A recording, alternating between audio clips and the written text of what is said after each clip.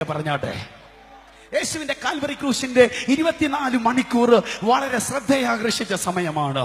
24 മണിക്കൂർ കൊണ്ട് മരിക്കാൻ പോയിട്ടും 3 എണ്ണത്തെ പുറത്തു കൊണ്ടുവന്നിട്ടാ ചത്തത്. അഭിഷേകത്തെ ജയം വ്യാപരിക്കട്ടെ,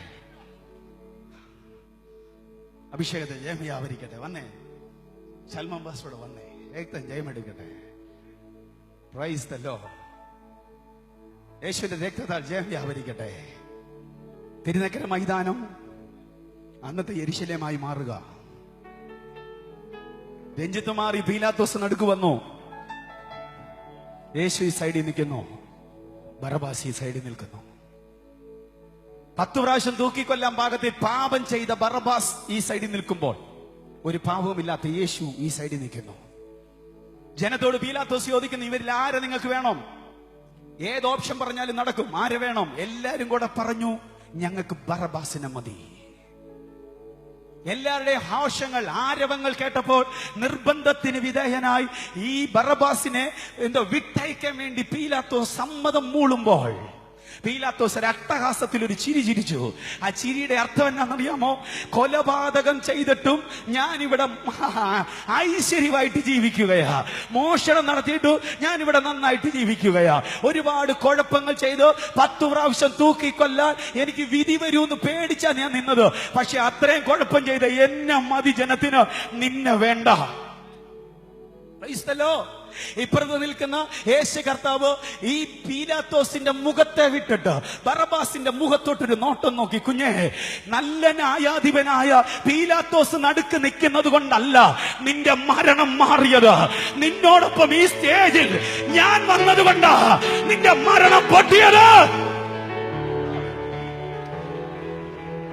രാത്രി എത്ര പേർക്ക് കരഘോഷത്തോടെ കർത്താവിന് സ്തോത്രം ചെയ്യാൻ പറ്റൂ? നല്ല ന്യായാധിപനായ പീലാത്തോസിന്റെ മികവല്ല നിന്നെ പുറത്തു കൊണ്ടുവന്ന്, യേശുവിന്റെ മരണം, യേശുവാണ് നിന്നെ പുറത്തു കൊണ്ടുവന്ന്.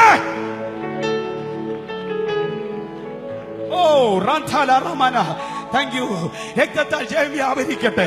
പീലാത്തോസ് സന്തോഷത്തോടുകൂടി കരം കഴുകിയിട്ട് യേശുവിനെ ക്രൂശിക്കാൻ വേണ്ടി ഏൽപ്പിച്ചു കൊടുക്കുമ്പോൾ ദാണ്ട്ര ഇടയ്ക്കോട്ടൊരു കഥാപാത്രം കയറി വരുന്നു. പേര് കുറേനക്കാരനാ ഷീമോൻ. അവനൊരു കറുത്ത വർഗക്കാരനാ, ആഫ്രിക്കൻ വംശജനോ, അടിമ സമ്പ്രദായത്തിൽ വിൽക്കപ്പെട്ട് ഏതോ ഒരു ധനവാന്റെ വീട്ടിൽ ജോലി ചെയ്യുന്നവനാ. അവൻ ഇടയ്ക്കോട്ട് കയറി വരുമ്പോൾ നിർബന്ധത്താൽ എന്തോന്നറിയാം, അർദ്ധനഗ്നനായ അവനെ കൊണ്ട് ക്രൂശ് പിടിപ്പിക്കുകയാ. യേശുവിന്റെ ക്രൂശിന്റെ ഒരു സൈഡിൽ ഈ ചെറുപ്പക്കാരൻ കയറി പിടിച്ചപ്പോ അറിഞ്ഞില്ല ജീവിതം മാറാൻ പോകുകയാണ്. ഇന്ന് രാത്രി ഞാൻ ആത്മാവിൽ പറയാ, വെറുതെ കയറി വന്നതായിരിക്കും ഈ മീറ്റിംഗിന്. ഇവിടെ എന്തോ നടക്കുന്നെന്ന് കണ്ടിട്ട് ചുമ്മാ കയറി വന്നതായിരിക്കും. പക്ഷെ ഇന്ന് രാത്രിയില് ദൈവം നിന്നെ പുറത്തു കൊണ്ടുവരാൻ പോകുക. അഭിഷേകത്തെ ജയം വ്യാപരിക്കട്ടെ. ഇവിടെ പാട്ടുണ്ട്, ഇവിടെ നല്ല സൗണ്ട് സിസ്റ്റം ഉണ്ട്, നല്ല കളർഫുൾ ആയ സ്റ്റേജ് ഉണ്ട്. ഒന്ന് കണ്ടിട്ട് പോകാം. 8:30ക്കും 9:00-നുമുള്ള ബസ് കാത്തു നിൽക്കുന്ന ചെറുപ്പക്കാരാ, ഇന്ന് രാത്രി നിന്നെ പുറത്തു കൊണ്ടുവരാ.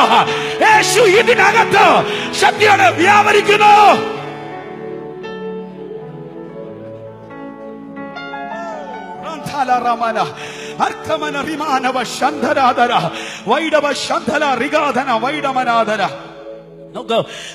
യേശു കർത്താവിന്റെ ക്രൂശിനോട് ചേർന്ന് ശീമോൻ, കുറേനക്കാരനായ ശീമോൻ ഇങ്ങനെ ചേർന്ന് നിൽക്കുക. ലോകം മുഴുവൻ പ്രസംഗിക്കപ്പെട്ട് കഴിഞ്ഞു. ഞാൻ തിരുത്താൻ ആഗ്രഹിക്കുന്നില്ല, പക്ഷെ എനിക്ക് കിട്ടിയ ആശയം പറയുക. ലോകം മുഴുവൻ പറഞ്ഞു ക്രൂശ് ചുമന്ന തലമുറ പ്രസിദ്ധമാകോ? ക്രൂശ് ചുമന്ന തലമുറ പ്രസിദ്ധമാകത്തില്ല. അഭിഷേകത്തെ ജയം വ്യാപരിക്കട്ടെ. ക്രൂശ് ചുമന്ന തലമുറ പ്രസിദ്ധമാക്കുമെങ്കിൽ ദുഃഖ വെള്ളിയാഴ്ച അനന്തര ദിവസങ്ങളിൽ തടിക്കുരിശ് ചുമക്കുന്ന എല്ലാവരും തലമുറ പ്രസിദ്ധരായനെ. പക്ഷെ എന്താ ക്രൂശ് ചുമന്നപ്പോ കർത്താവ് പ്രസിദ്ധരായെന്ന് എഴുതിയേക്കുന്നത്? സാധാരണ ക്രൂശ് അല്ല ചുമന്നത്, രക്തം പറ്റിപ്പിടിക്കപ്പെട്ട ഒരു ക്രൂശാണെന്ന് ചുമന്നത്. അഭിഷേകത്തെ ജയം വ്യാപരിക്കട്ടെ.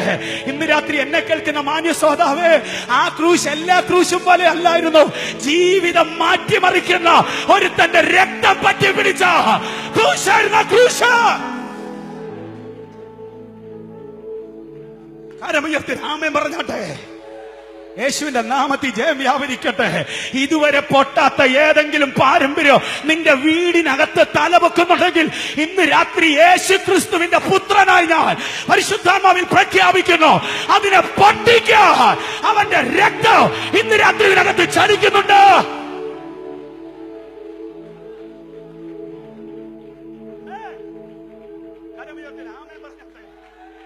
യേശുവിന്റെ രക്തത്താൽ ജയം വ്യാപരിക്കട്ടെ. ക്രൂശ് കൊണ്ട് ഗൊൽഗോത്തെ കൊണ്ടിട്ടിട്ട് അവന് വീട്ടിൽ പോയാൽ മതി. ക്രൂശീകരണം കാണണ്ട, നിവർത്തിയുടെ പരിപാടിയൊന്നും കാണണ്ട. അവൻ സാധാരണ വീട്ടിൽ പോകുന്നതല്ല, വീട്ടിൽ പോയി കുളിച്ചു. ദേഹത്ത് നിന്ന് ചോര ഒലിച്ചിറങ്ങിയത് അവന്റെ മണ്ണിലോട്ടാ. കർഷകൻ മാത്രം തലവെക്കുന്ന മണ്ണിൽ യേശുവിന്റെ രക്തം വീണപ്പോ സ്വർഗം പറഞ്ഞു, ഇനി കർഷകൻ അല്ലടാ, കർത്താവിൽ പ്രസിദ്ധരെഴുന്നേക്കാൻ പോകുക. വിശ്വസിക്കുന്നവരോട് ഇന്ന് രാത്രി പരിശുദ്ധാത്മാവ് പറയുന്നു, കർത്താവിൽ പ്രസിദ്ധരായ ഒരു തലമുറയെ സ്വർഗം പുറത്തു കൊണ്ടുവരികയോ.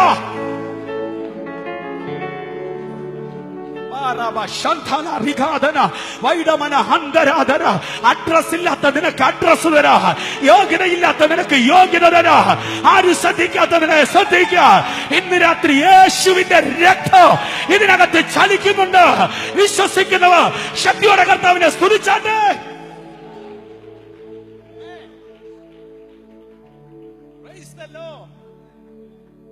കാൽവരി ക്രൂശിൽ മരിക്കാൻ കിടക്കുന്ന സമയത്ത് തൊട്ടടുത്ത് കിടക്കുന്ന ഒരു കള്ളൻ നിന്ദിച്ചു.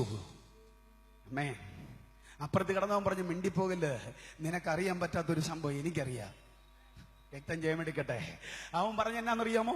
ഒറ്റ വാക്ക് 3 ആശയം. ക്രൈസ്തല്ലോ പറഞ്ഞു വെച്ചത് ഇതാ, രാജത്വം പ്രാപിച്ചു വരുമ്പോ എന്നെയും കൂടെ ഓർക്കണം. അമ്മേ, രാജ്യത്വം പ്രാപിച്ചു വരുമ്പം എന്നെയും കൂടെ ഓർക്കണം എന്നതിന്റെ അകത്ത് എന്തുവോ ഈ വെളിപ്പാട് കിടക്കുന്നത്. പരിശുദ്ധാത്മാവ് എന്നോട് പറഞ്ഞു, അതൊരു അസാധാരണ വെളിപ്പാടാ. കള്ളനാണെങ്കിലും പുരോഹിതനില്ലാത്ത വെളിപ്പാട്. വ്യാപരിക്കട്ടെ. മത തീവ്രവാദിക്കില്ലാത്ത വെളിപ്പാട് ഒരു സാധാരണ കള്ളൻ ക്രൂശിൽ കിടന്നുകൊണ്ട് പറയുകയാ. അവൻ പറഞ്ഞു വെച്ചെന്റെ പൊരുൾ എന്നാന്നറിയാമോ? നീ ഇതൊന്നും അല്ല, നീ രാജാവാന്ന് എനിക്കറിയാം. ഇവന്മാരടിച്ച് തകർത്തത് നീ തിന്നുകൊടുക്കുന്ന നീ ആരാണ് എനിക്ക് പിടുത്തം കിട്ടി. നീയാണ് രാജാവ്, നീ മാത്രമാണ് രാജാവ്. ക്രൈസ്തല്ലോ, 1 നീ രാജാവ്, 2 രാജത്വം പ്രാപിച്ച് മടങ്ങി വരും. അതായത് മരണത്തിന് നിന്നെ ഒതുക്കാൻ പറ്റത്തില്ല. എന്നെയും കൂടെ ഓർത്തോണം. അർത്ഥം, മരണശേഷം വല്ലതും ചെയ്യാൻ പറ്റുമെങ്കിൽ നിന്നെ കൊണ്ടേ പറ്റൂ. രക്തത്താൽ ജയം വ്യാപരിക്കട്ടെ. ഈ 3 സംഭവങ്ങൾ അങ്ങോട്ട് അവതരിച്ചപ്പോ കള്ളൻ നേരെ പറുദീസയിൽ കയറിയെങ്കിൽ ഇന്ന് രാത്രി ഞാൻ ആത്മാവിൽ പറയാ, ഈ രാത്രിയില് ഒന്നും നിനക്കറിയത്തില്ലെങ്കിലോ യേശുവിന്റെ ക്രൂശ് മരണം ഈ രാത്രി നീ വിശ്വസിച്ചാൽ സ്വർഗത്തിൽ നിനക്ക് അഡ്മിഷനാ.